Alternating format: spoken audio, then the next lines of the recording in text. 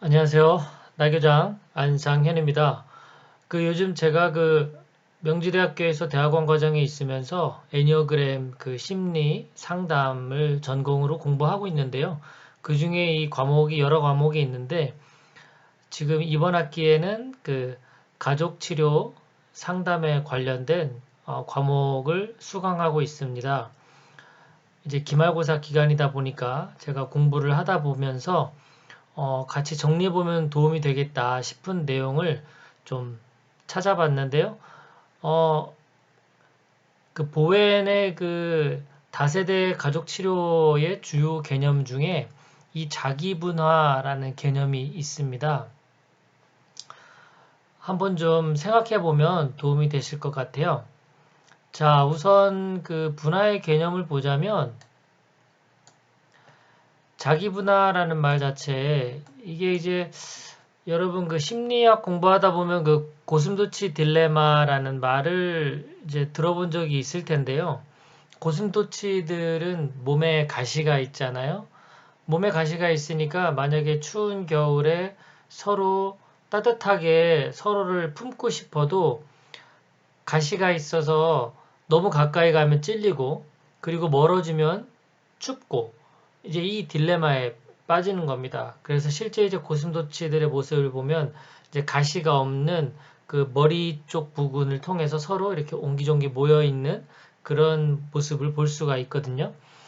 인간관계도 마찬가지로 너무 가까이 하기에는 서로 불편하고 그리고 적당한 거리를 두고 관계성이나 친밀감을 이제 느끼는 그런 상태인 겁니다.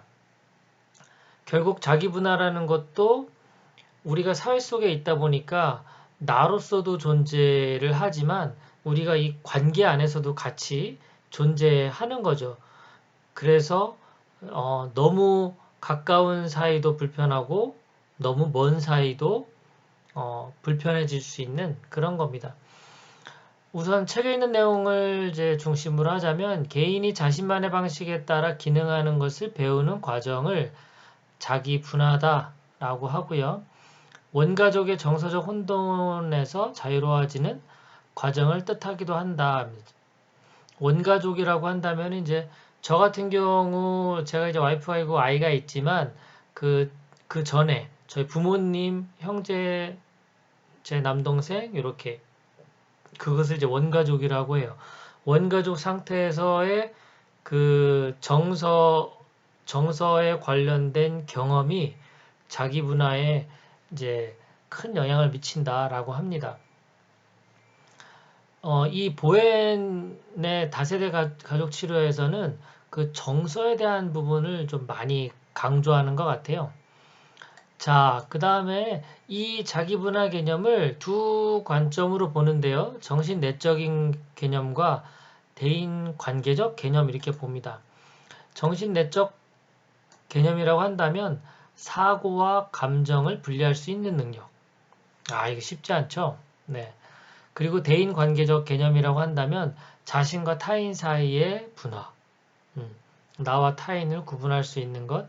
그리고 내 안에서는 사고와 감정을 분리할 수 있는 능력. 굉장히 중요한 요소입니다. 사실 우리가 생각과 감정을 분리한다라는 것도 사실 쉽지 않거든요. 생각하고 있다면 감정에 빠지는 경우가 많고, 그리고 감정 때문에 이 생각이라는 것이 뭐 근심이나 걱정 이런 식으로 생각을 가장한 감정으로 둔갑하기도 하죠. 자, 보에는 그래서 미분화 가족 자아군이라는 개념을 또 설명을 했어요. 가족들 사이에서 너무 친밀한 나머지 각자가 자기 분할을 하지 못한 채 가족이 형성이 되면 이것이 마치 가족 전체가 감정의 어떤 한 덩어리처럼 움직인다는 거예요. 지나치게 가까움으로 인해서 생기는 이제 갈등과 불편함들인 거죠. 사실 제가 개인적으로 상담이나 코칭을 하다 보면 가족들끼리 엄청 친밀한 경우를 사례를 볼 때가 있는데 이분들이 보면 개인의 삶이라는 것이 존재할 수 있을까라는 생각이 들 정도로 친밀합니다.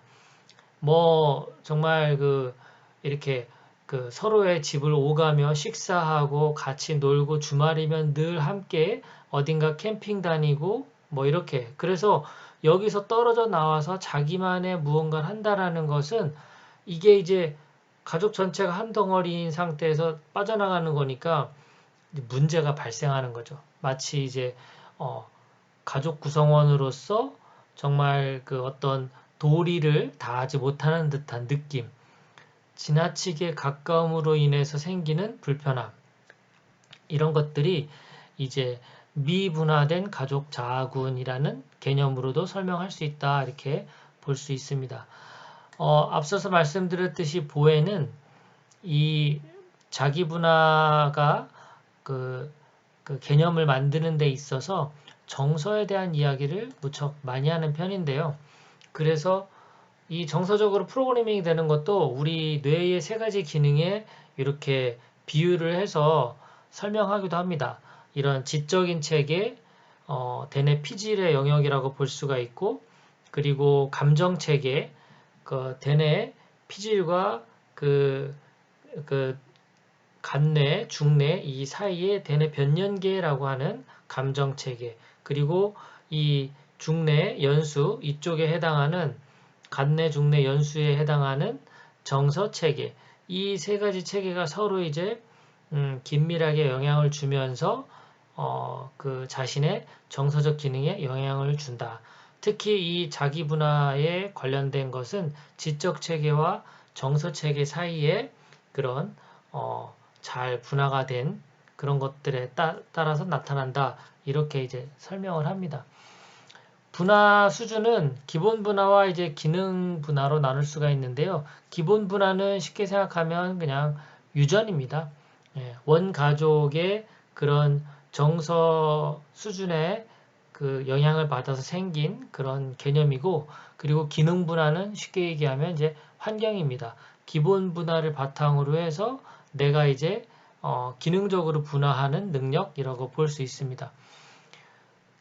기본 분화는 이제 원가족의 영향으로 인해서 만들어지니까 쉽게 바뀌지 않고요. 그리고 이 기본 분화를 바탕으로 한 기능 분화의 정도에 따라서 이게 이제 높고 낮고의 어떤 수준 차이가 드러날 수도 있다. 이렇게 설명드리겠습니다. 그냥 더 쉽게 말씀드린다면 인간의 어떤 성숙도로 이 분화 수준이 나타난다. 그렇게 설명을 드릴 수가 있을 것 같습니다. 결국 자기답게 산다라는 것, 나다움이라는 것도 나에 대한 어떤 내 개별성, 자율성, 이런 것도 중요하죠.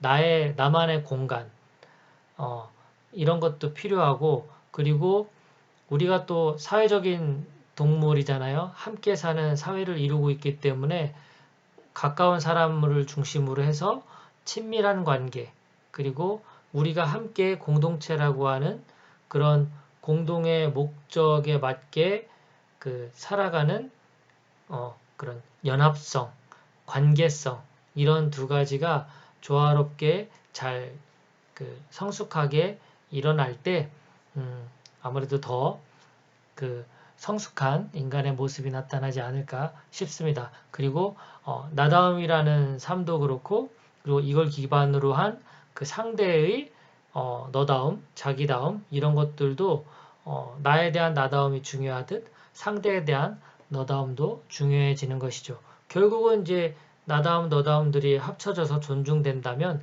그 공동체에서는 공동체의 목적에 맞는 우리다움이라는 또 아주 이상적인 그런 모습들이 나타날 거라고 봅니다. 네, 오늘은 제가 가족 치료, 가족 상담 과목 중에서 보엔의 자기 분화 개념을 통해서 나다움에 대한 것도 한번 가볍게 정리를 좀 해봤습니다. 감사합니다.